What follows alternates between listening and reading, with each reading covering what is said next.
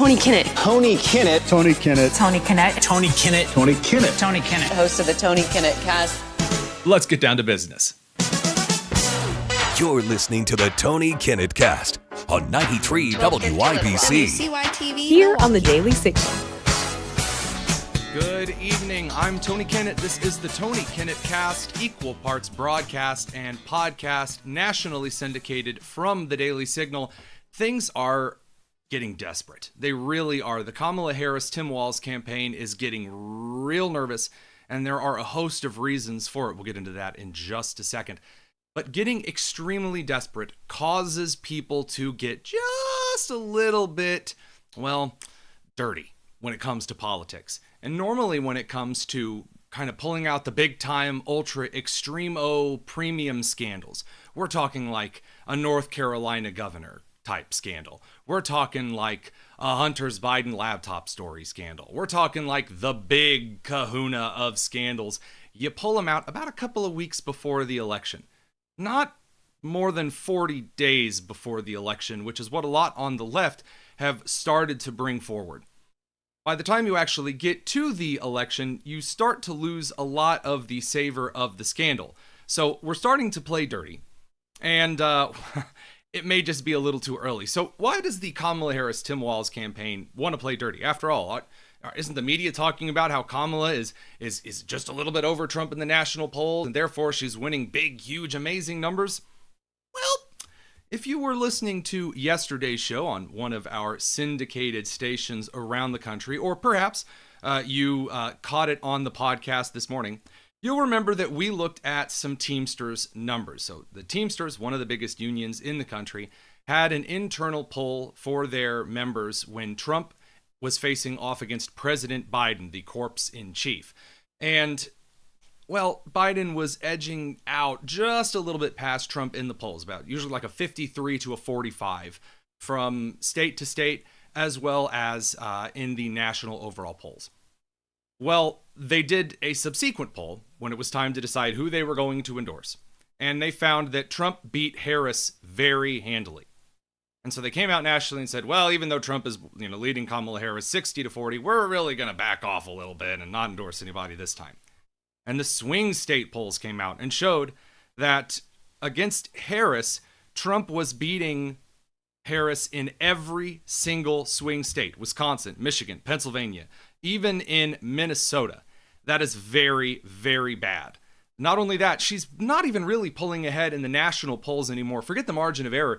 In some of the more standard left-leaning polls, Trump is still beating Harris consistently by a point occasionally, obviously all within the margin of error, in the national polls themselves. And that gets into some really interesting territory. So according to the newest Quinnipiac poll, which just the other day had Harris up 1, that last poll being up on just over a month ago, this brings now Trump up 48 to Harris's 47, with Stein and Oliver each receiving 1%. Suburban women, especially in the older demographics, were the strongest demographic for Harris, whereas Trump performed well with men, and then also with Hispanic voters, which we're going to talk a little bit with the president of Goya Foods, Bob Unanue, here in just a little bit. So if Trump is pulling substantially ahead in swing state polls among some of the traditional Democrat voters, if Kamala is no longer doing well with Hispanic voters as well as she used to be, and if she's not really even pulling out well against Trump in the national polls, then at least, you can say, well, it's kind of a toss-up, right? No. And as Kurt Schlichter pointed out this morning on the Ruthless podcast that's hosted by Comfortably Smug, Josh Ashburn, a couple other really phenomenal guys, Republicans in the last 24 years would be thrilled beyond all belief at tying a Democrat in any state, much less in the national. Here, check this out. One other thing that we ought to keep in mind. 4 years ago or 8 years ago, we would be jumping and cheering for these numbers. Right, exactly. We would be ripping our clothes and celebrating, throwing flowers and garlands. This is the best Donald Trump has ever done. And that really is the truth. If you're talking about polling averages, Trump is doing better in this than he's ever done. Now, we can argue all day and then some about whether the down the ballot races are doing as well or whether Trump is doing all he can to win this election. Just focusing on the Harris campaign, they are having a very, very bad day. And every time she talks, that being Harris, she makes things worse for herself. So Kamala Harris came out on Wisconsin Public Radio and decided that now was the time to promise everyone that she was going to get rid of the filibuster in the Senate. Yikes. It is well within our reach to hold on to the majority in the Senate and take back the House. And so I would also emphasize that while the presidential election is extremely important and dispositive of where we go moving forward, it also is about what we need to do to hold on to the Senate and win seats in the House. That being said, I've been very clear. I think we should eliminate the filibuster for Roe, and we need and get us to the point where 51 votes would be what we need to actually put back in law the protections for reproductive freedom. So, two things. Number one, as I've pointed out very clearly and before, because Wisconsin is the state that has the most suburban women voters of any of the swing states, Kamala's still going all in on the abortion message. And she also accidentally lets it slip that she wants to get rid of the filibuster, which has been a far left position in the United States for decades, which then prompted a bunch of moderate Democratic senators, recently independent senators, and Democratic candidates in tough races, for example, like John Tester in Montana, to basically go, I don't know if I agree with her about that one. So Joe Manchin, the recently of the not Democrat persuasion, came out in West Virginia and said, quote, shame on her. And of course, John Tester, who's behind 7 points to Tim Sheehy in Montana, is also starting to kind of lightly poo-poo the Kamala Harris experience on the filibuster promises. That brings us to some other really, really rough news. Extremely, extremely rough news. According to a new CNN SSRS poll, not only is Trump within 1 point of Harris on a CNN poll, but this is the key thing you guys should be paying attention to. According to the poll, Harris may be impeded by a widespread perception of Biden's presidency as a failure. 61% of voters see Biden's administration as a failure. Only 19% of people in that group say they support Harris for president. So the entire plan for the Harris Walls campaign was to somehow paint Kamala Harris as being this agent of change that was going to Obama her way in and just totally shift the frame of the Democratic Party. The problem is she is the sitting vice president, and Biden's administration is seen as a complete failure to not only Republican voters, not only to independent voters, the very few there are left, but also to a lot of moderate Democrat voters, which means people aren't enthusiastic about coming to vote for her. And that brings us not only through the economy, not only through immigration, which now the entire media narrative has shifted away from migrants are totally not overrunning small Midwestern towns to actually migrants are overrunning Midwestern towns, and actually it's a good thing, because who else is going to mow the grass and work in the factories, according to a lot of liberal pundits, which is wild. In the meantime, though, Israel is now pushing into southern Lebanon, a zone that the United Nations ruled Hezbollah was not allowed to occupy back in 2006. And Hezbollah has been launching hundreds and hundreds of rockets and missiles from into northern Israel since October 7th, in which Israel has finally moved in, and the White House has now basically come out and said, oh, please, Israel, please don't actually attack Hezbollah, which is, again, insane. If any foreign power was launching rockets or missiles into the United States, we would cease that entire nation's existence. And yet Israel here, again, in the upholding of a United Nations order, which no one really seems to want to bring up, is doing something the Biden administration has no say in. The Biden administration wants Israel to calm it down because a lot of the Shia Muslim populist voters in Minnesota and Michigan are very, very angry whenever Israel breathes. By which I mean whenever Jews breathe. And Ilhan Omar, by the way, released a statement today, losing her mind, saying Israel's such a very bad, ultra, horrible, evil, terrible place. Extra bad with sauce on the side, because they have the gall to throw bombs back at Hezbollah in one of the most targeted military operations in world history. Now, things get a little bit better because not only was Ilhan Omar, presumably while she was hanging out romantically with her brother, tweeting that out, you have Rashida Tlaib, who's in an open, war with the Michigan Secretary of State. So you actually have Michigan's Democratic Party splintering in half because Rashida Tlaib is a Hamas sympathizer. And then the more moderate Michigan Democrats realize that going in that direction is going to cost them the entire state of Michigan. So we are really in a very peculiar position for the presidential election, which is still over 40 days out.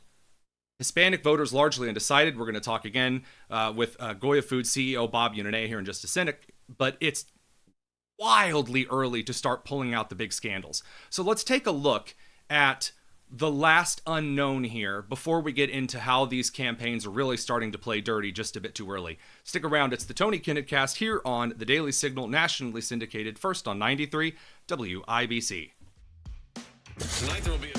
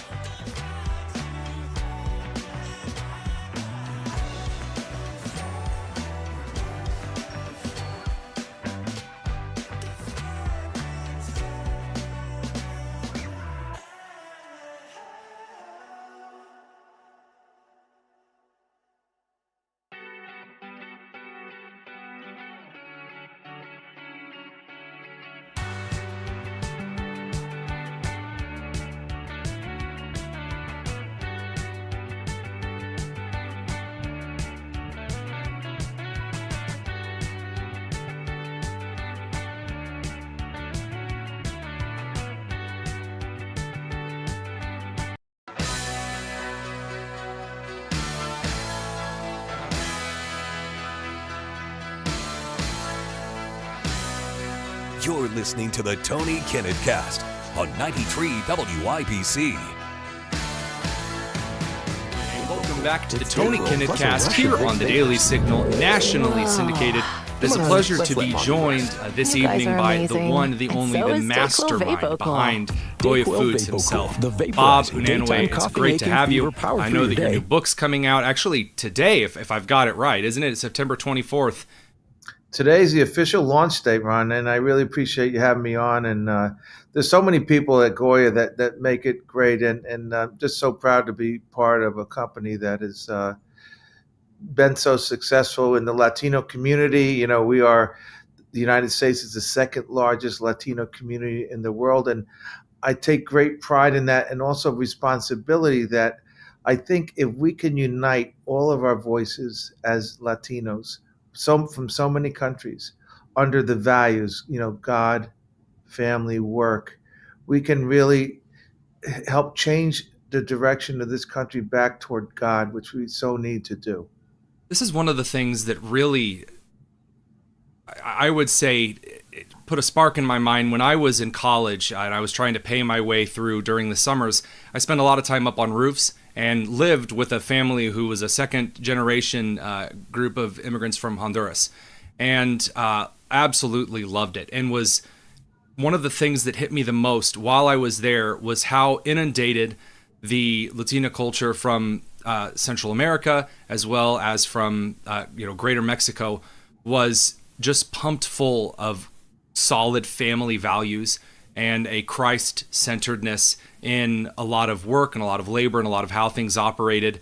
And when the work ethic came to actually getting up on the roof and getting the day's labor done, I was enamored with it. I was, and maybe that played into why I ended up choosing the Afro-Latina wife that I did. Maybe not. Who can say? But there is something about that culture and how it so richly holds true to family values and God that is probably more unique than any other culture in respects to how it holds to those specific values.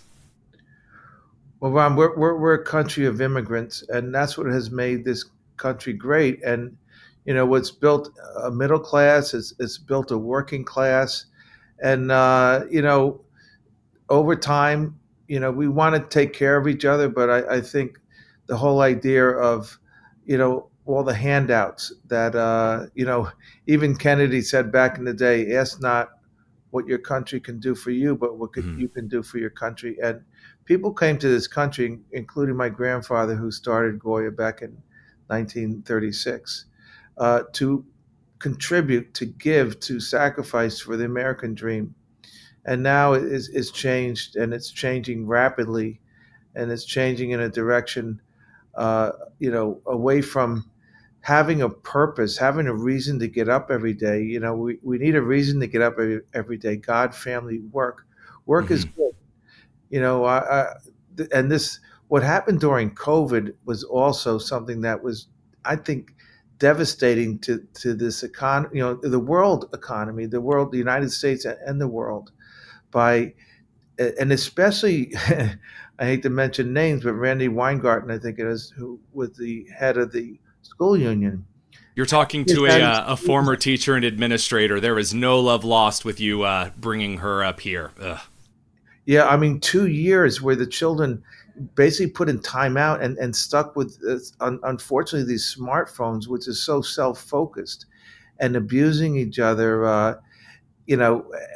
All of this is so much has happened to me besides the company.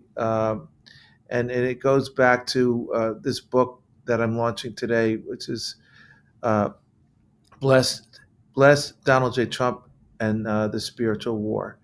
And we're in the spiritual war, but I was at the White House in July of 2020 to give food to the country through the chief executive, a country that was without food in the food banks, and also to be appointed a commissioner, the White House Commission for Hispanic Prosperity. Funny enough, I was fired by the Harris Biden administration. I guess they didn't like Hispanics or prosperity for Hispanics, but I was there to give food away because we were without that. And the Holy Spirit, I'm there given this tremendous honor to speak about being there and what it meant to me. And I said, we were blessed, we're blessed as a country, we're blessed with a leader like Donald J. Trump. And that created this incredible backlash of cancel culture, of attacks, of boycotts. Luckily enough, there was a producer for Eric Bolling who did a GoFundMe. He raised over $300,000 and created a boycott. And we did so well. I think we've been protected by the Holy Spirit from day one. And I think, God's hand has been involved in this, and it's involved because God is not pleased with the direction we're heading. We're not caring for each other. All this mental health has come out of COVID and not caring for each other, putting our values, the values for ourselves on flags. There's even a MAP flag, a minor attracted person, putting our values into letters, into furries, instead of putting our values from God. And if we don't value ourselves, we can't love ourselves. And we don't love ourselves, we can't love our neighbor, we can't love God. And this is the spiritual war we're in. And moving back to God is what we so need to do. You ever notice that perhaps through your work with Goya Foods and then during COVID, when, again, you were put in a place where you were able to give out massive amounts of food very generously, you were able to set up places in which people could get a little bit of respite from the lockdowns. Did you think at all about the account of Joseph in Genesis, about a guy taken into a place and basically put in a position of power in Egypt, kind of the America of the day, the most powerful nation on earth, and that through some very careful planning and through some direction of the Holy Spirit was able to save that corner of the world from famine, and did so by putting Egypt in a place where it could distribute food. And then here you are in your work over, your life, and you're in a position where you can not only make a tremendous impact for the Hispanic communities of the United States, but also became a primary relief effort for those that were affected by the lockdowns, that didn't have work, that weren't able to get food from the food bank. Well, it's funny. You make plans and God laughs. I had no idea what hit me. It was an incredible platform I was given by just saying the word blessed. And it comes down to, and a lot of people, I've met incredible people along the way, Ben Carson, many people. He wrote the foreword to the new book, if I'm not mistaken. Yes, he did, and I'm part of his ACI organization, American Cornerstone Institute, which is about the cornerstones of what built America. And interestingly enough, he also says that there's more slavery in the world today than in the history of the world, and he refers to human trafficking. Where 70% are women, 25% are children. And it's a hundreds of billion-dollar industry. And we're making, those are the two things that, make the world go around a lot of times in a bad way, is money and power. Right. The genie in Aladdin says to Aladdin, never drink from the cups of money or power, you'll never be satisfied. But that's, this administration has presided over a border where we brought in millions of people. Last year, Tara Lee Rodas testified that the U.S. was a middleman in bringing children in. Last year was 85,000 children missing, sold basically to sponsors for sex, for slavery, for body parts. The Inspector General for Health and Human Services just wrote a report that it's not 85,000, it's over 320,000. To see the rest of our interview with Bob Unanue of Goya Foods, you're going to need to head over to the Daily Signal's YouTube page or subscribe on the podcasts where you can get that in full. We'll be back in just a second. Don't go anywhere. This is the Tony Kinnett Cast on the Daily Signal, nationally syndicated and first on 93 WIBC.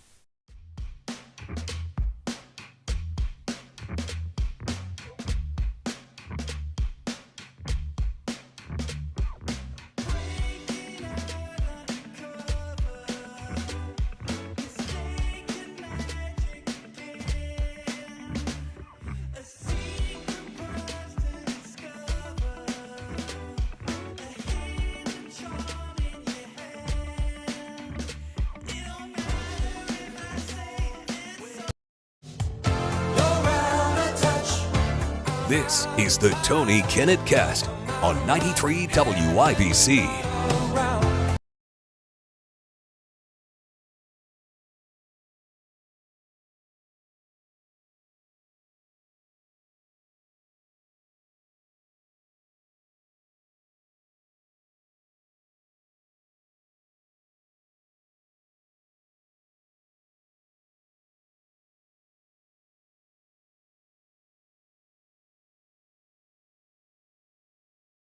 Before I got jacked, I was on the same track. Back up. It's the Tony Kinnett Cast on 93 WIBC.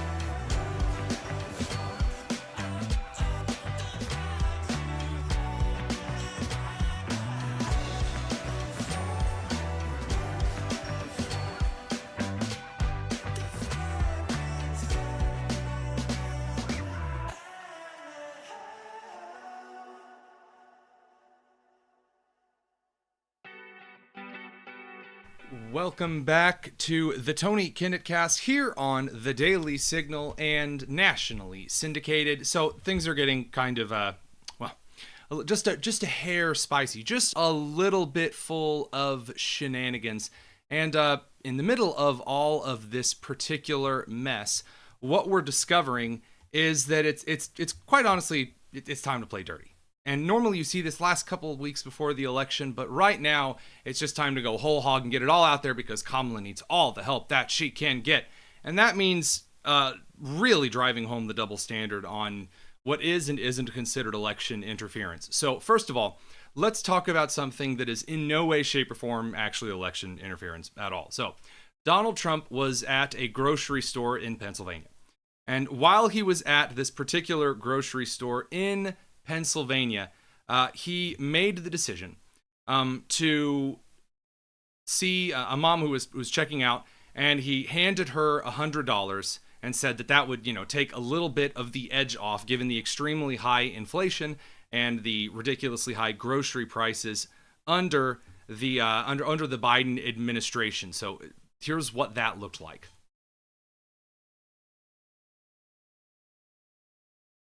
Take the rest of it. Here, it's going to go down a little bit. It just went down $100. We'll do that for you from the White House, all right? Thank you. All right, bye. Nice seeing you, everybody. Beautiful. There you kids. So the former president of the United States says, quite clearly, hey, this is just like a little bit of a thing. Obviously, Trump's a billionaire, hands over $100 to, lower some of the cost of the groceries. And then says, hey, by the way, we're going to do this as well.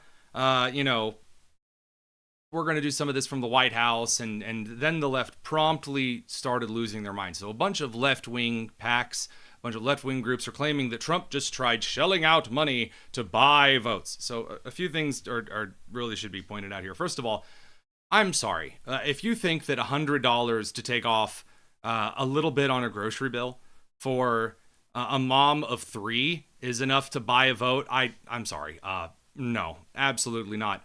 Number 2, the Biden-Harris administration has been enacting programs and being slapped by the Supreme Court and then trying again to forgive massive amounts of student debt and then promise in the Harris administration to give people big, huge, massive, fat checks if they get mortgages and buy houses.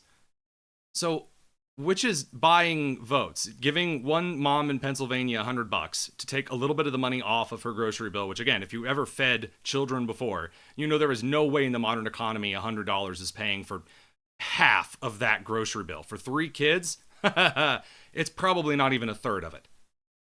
And yet somehow, I guess, that Kamala and Biden throwing millions and billions down the drain when it comes to debt that people chose to take on, that somehow is totally above board.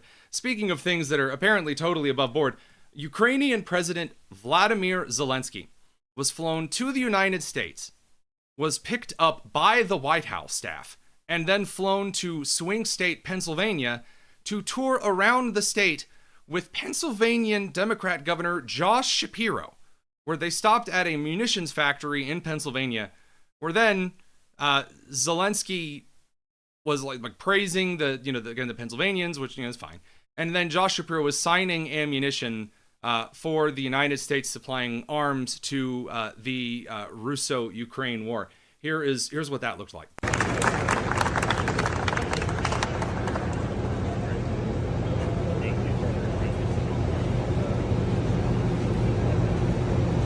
So it signs signs the missile, signs the bomb. And, there's a lot of people who have kind of a problem with this. They say, this isn't something that, governor should be doing. I don't really care about that. It's performative. It's performative when Nikki Haley's signing bombs for Israel. It's performative when Shapiro is signing bombs for Ukraine. It's performative anyway. Here's the issue that I have. Later on, a media interview with, I think, at least a paper publication, got a chance to interview got to interview Zelensky. And the president of Ukraine suggested that Trump and Vance would not be a good pick. He thought that Trump probably wouldn't be able to actually solve the Russo-Ukraine war. It was far more complicated than Trump thought it was. And then said that vice president candidate and Ohio Senator J.D. Vance was far too radical, which is wholly unreal for a foreign individual to come to the United States, especially a foreign leader, and then openly choose a political party that he prefers for the election. Benjamin Netanyahu, when he came and addressed Congress, he made a very careful point to thank both parties of the House of Representatives and the Senate, and as well as former President Donald Trump and current President Joe Biden. Other foreign leaders have done the same thing, because here's the problem. You really don't want the opponent that you didn't endorse to win, and then have basically the grudge match of a lifetime against you. Number 2, that's kind of election interference. When you actually invite a foreign leader to the country and then bring the foreign leader here to walk around with Democrat individuals in the country in the most important swing state in this particular election,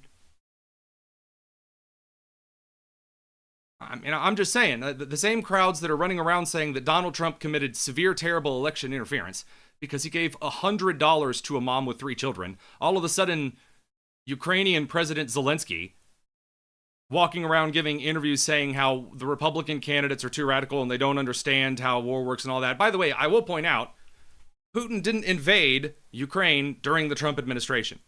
Putin invaded Crimea during the Obama administration in Georgia, and then Putin invaded Ukraine during the Biden administration. Putin did not invade Ukraine during the Trump administration. So I'm just going to say, as far as Trump's foreign policy is concerned, attacking him on that, I don't know. Also, attacking the party that has presided over a good portion of your foreign aid also sounds kind of wild and stupid. The Republican majority in the House of Representatives has signed aid bills to Ukraine. Just saying, might be not the smartest thing in the world, but that is, in my opinion, that's foreign election interference. Everyone wants to always talk about how Israel gives money to candidates through AIPAC, and that there's a pro-Zionist sentiment that's giving money to candidates. Those are for candidates who support Israel openly.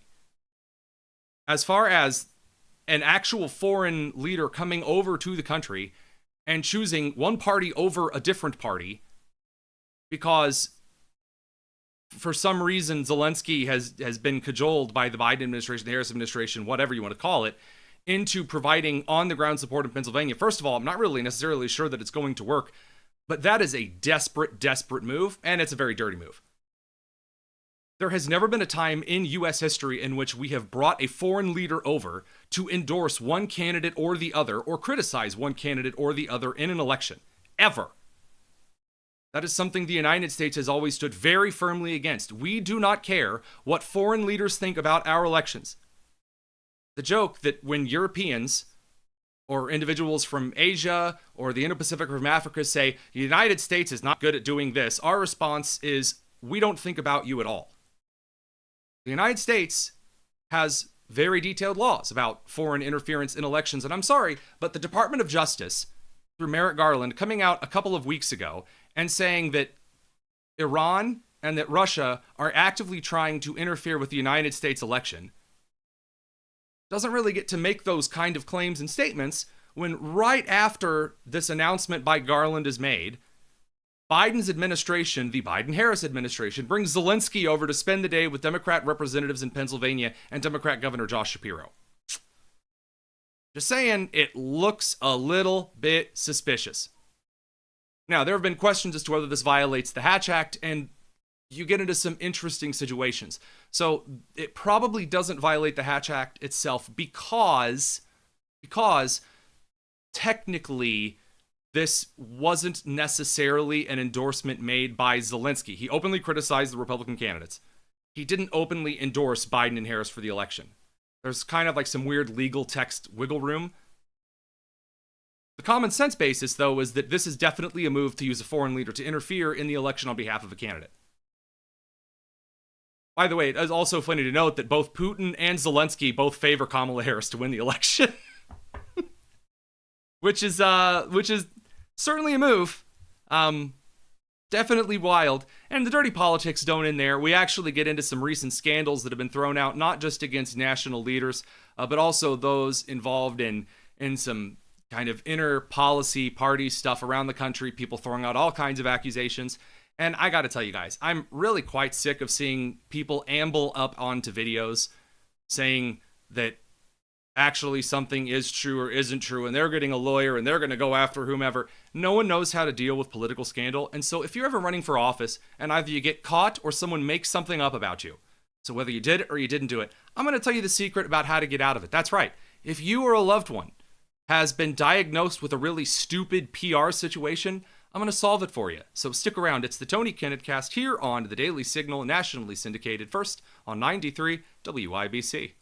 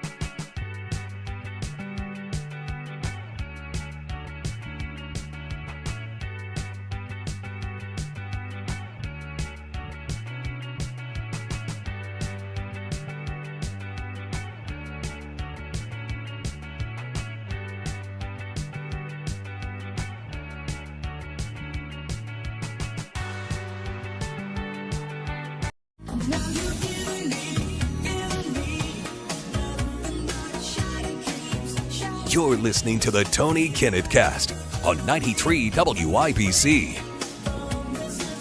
Hey, welcome back. It's the Tony Kinnett Cast. I'm Tony Kinnett, and I'm going to let you guys in on the real secret.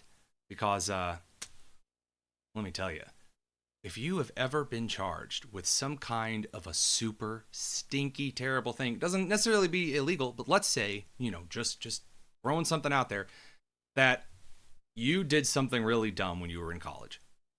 And, you get caught for it because you did something, let's say, publicly stupid. Now, there are, by the way, we really should outline the different kinds of scandals, and we will.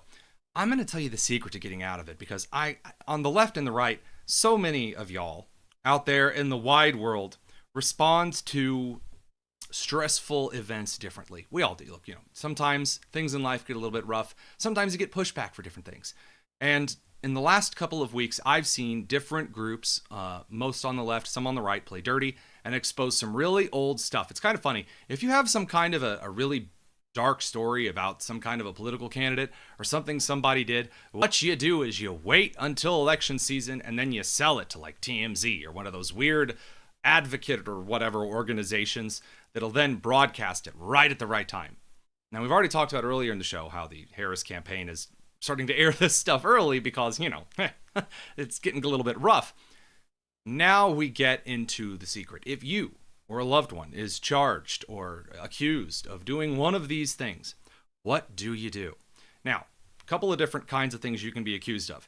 You can be accused of something that's okay in private that wasn't intended for public. So, for example, let's say you have a honey and you and your honey send some illicit messages to each other. That is something that is between you and that person. And if those messages somehow are hacked or exposed, well, then you're not in the wrong. Again, things that are between you and another person, look, if it's something like that, that's a totally different situation. Then you just make fun of the person for invading your privacy. That's a fairly easy situation to deal with.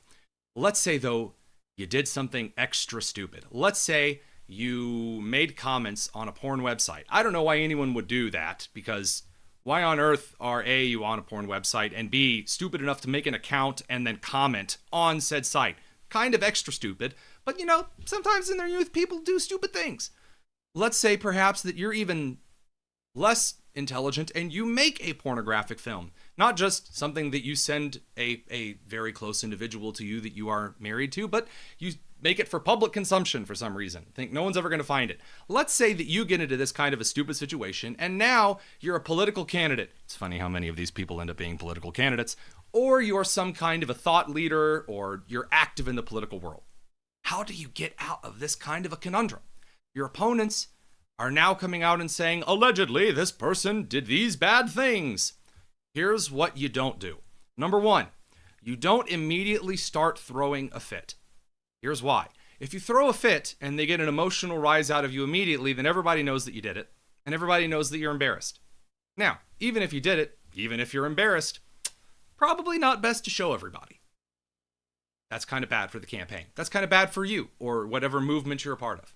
Now, let's say that you just want to log off of social media. You just be quiet and the trolls will go away. There are people that have tried this strategy as well. This is also a very bad move. You do not just put the social media account down and say, I am going to not speak on this social media platform or make any campaign statements again until this is all blown over. Because that is just another way of letting everyone out there know that you did it and that you're embarrassed about it.